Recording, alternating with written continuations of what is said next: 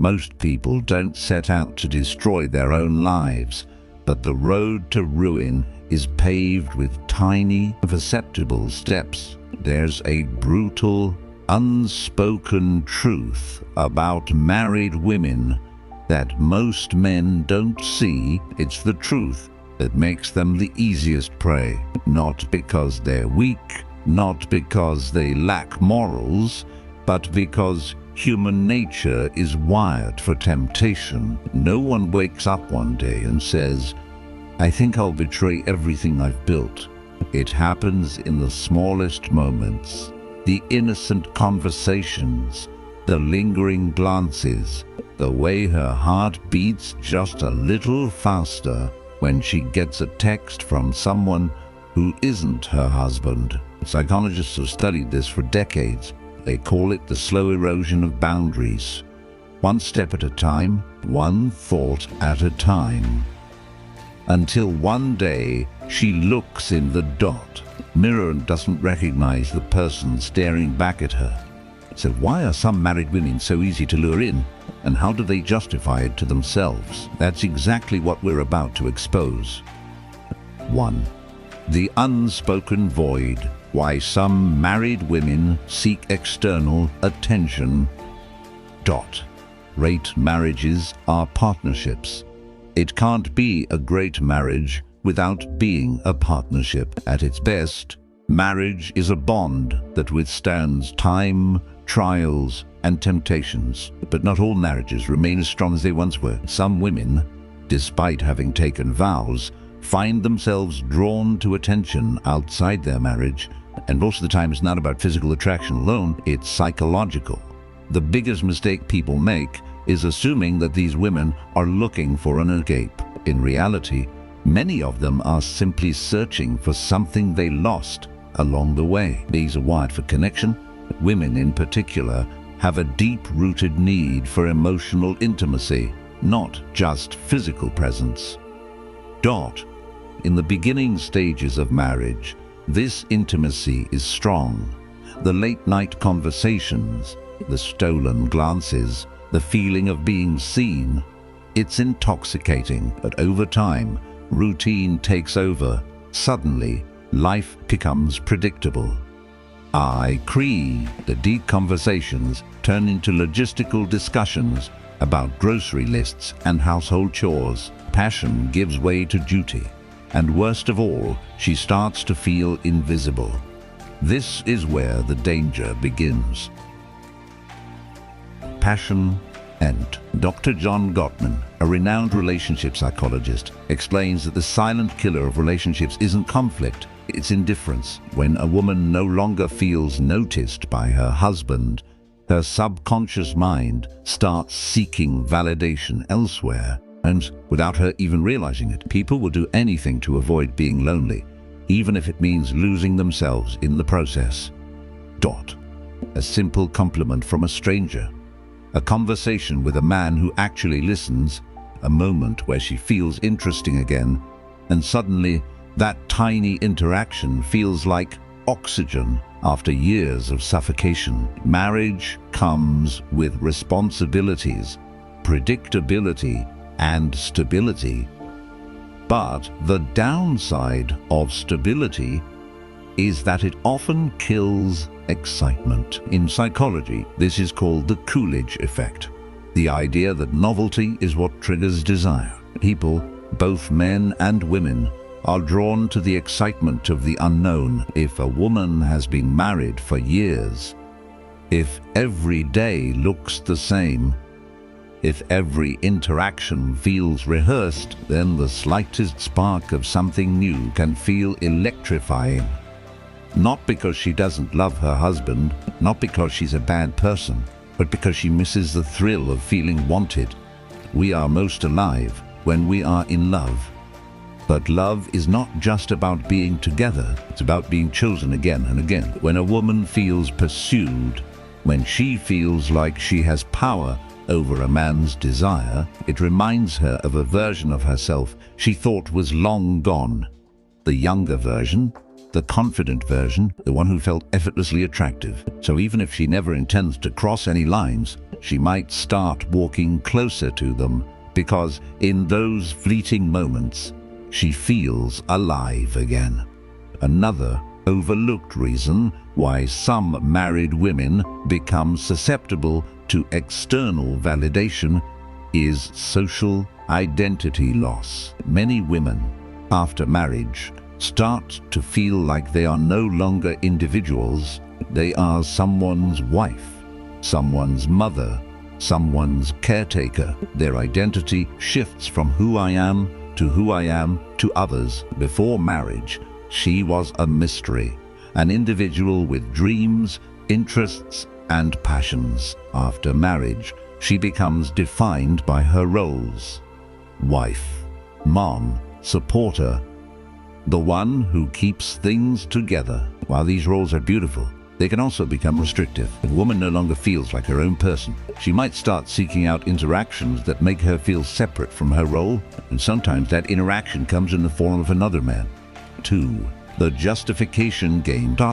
The mind will always find a way to justify what the heart has already decided. No one wakes up one day and says, "I think I'll betray my marriage today." That's not how it works. When a married woman begins engaging in emotionally or physically risky behavior, it doesn't happen all at once. It's a slow, slippery process, one that is often justified in the deepest corners of her mind long before it manifests in real life. Because the truth is, guilt is an unbearable weight, and if someone can convince themselves that what they're doing isn't really wrong, they no longer have to carry that weight. So how does this happen? How do married women rationalize crossing the line? At first, everything feels innocent. It's just a little attention. What's the harm?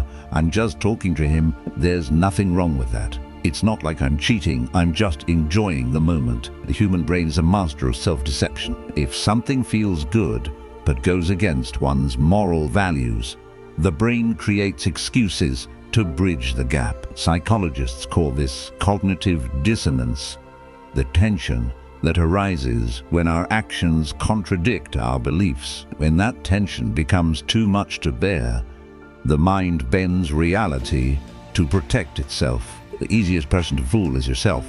So a woman who was once completely loyal starts playing mental games. She downplays her actions. It's just flirting. It's not like I'd actually do anything. She shifts the blame. If my husband paid more attention to me, I wouldn't need this. She compartmentalizes. This has nothing to do with my marriage. This is just something separate for me. But here's the kicker. The more she justifies, the further she'll go. For many married women, the first betrayal isn't physical, it's emotional. This is what makes it so dangerous. Physical cheating, the lines are clear. There's no gray area in kissing, sleeping with, or intimately touching another man. But an emotional affair, that's where things get blurry. Late night texts, conversations that go deeper than they should, sharing personal struggles with another man instead of her husband. At first, she tells herself, it's just emotional, there's no harm in talking.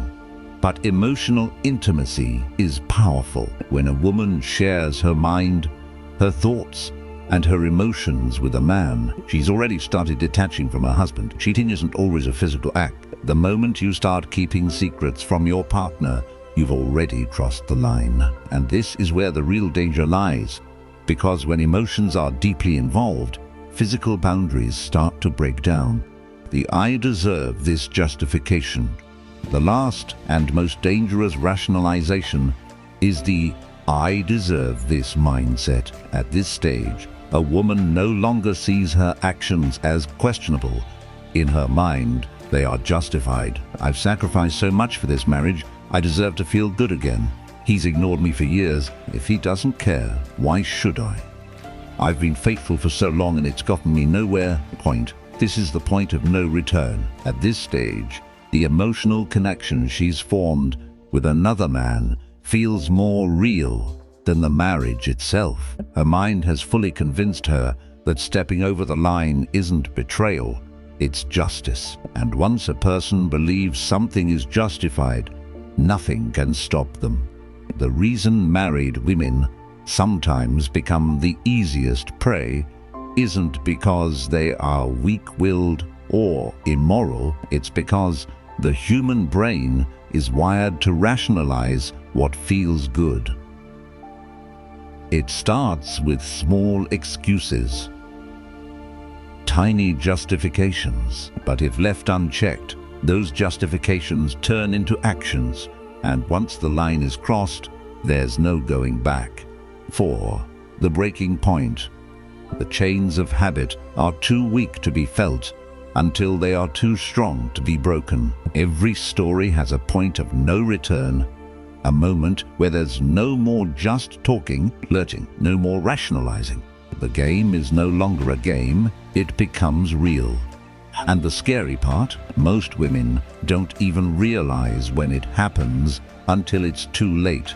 In psychology, there's a concept called threshold theory. It explains why people who swore they'd never do something eventually end up doing it, because the hardest part isn't doing it, it's doing it the first time. The first time she sends a message she knows she shouldn't send, the first time she meets up with him just as friends, the first time she feels his hand ling a little too long, and she doesn't pull away. That's the moment where everything shifts, because after that first time, the second time is easier. What we do repeatedly, we become, and before she knows it, what once felt forbidden starts to feel normal. Here's the biggest lie people tell themselves when they're on a dangerous path. I can stop whenever I want. But can they? Not really, because once something triggers an emotional response, it becomes addictive. Neuroscientists have found that romantic and sexual attraction activate the same brain pathways as drug addiction. The dopamine rush of a new connection feels like a hit of something she didn't even realize she was craving. So even if she tells herself this is the last time, she'll find a reason to go back. Because at this point, it's no longer about the other man, it's about the feeling she gets when she's with him. At first, lying feels unnatural. The first time she hides a message, the first time she makes an excuse, the first time she feels her heart race when her husband asks, "Who are you texting?" It feels wrong. But the human mind is terrifyingly adaptable, and after a while, the guilt turns into strategy. She gets better at covering her tracks. She compartmentalizes so well that she doesn't even feel guilty anymore. She starts believing her own lies. And this is where things spiral, because the longer the secret exists, the harder it is to escape. She might tell herself, "I'll end it next week, next month, soon," but weeks turn into months. And by the time she realizes she's trapped in her own web, it's too late. Here's the final shift that happens in a woman's mind when she's gone too far. She stops seeing her marriage as her primary relationship. Her husband becomes the other man, the real connection, the real passion, the real intimacy. It's happening elsewhere at this stage. Even if she hasn't physically crossed the line, her heart already belongs to someone else. And when that happens, there are only two ways the story ends. She gets caught, or she eventually walks away from her marriage, unable to live a double life anymore. So why are some married women the easiest prey? Because they're not looking to cheat, they're looking to feel something they lost. And once they find it, walking away feels impossible. Not because they don't love their husbands, but because they've convinced themselves that what they've found is something they'll never get back at home. And once that belief settles in, nothing will ever be the same again. So if you understand this truth, you hold power. The power to see what others miss, the power to read between the lines, the power to recognize the silent signals before they turn into something irreversible. And with that knowledge, you'll never be blind to the game again.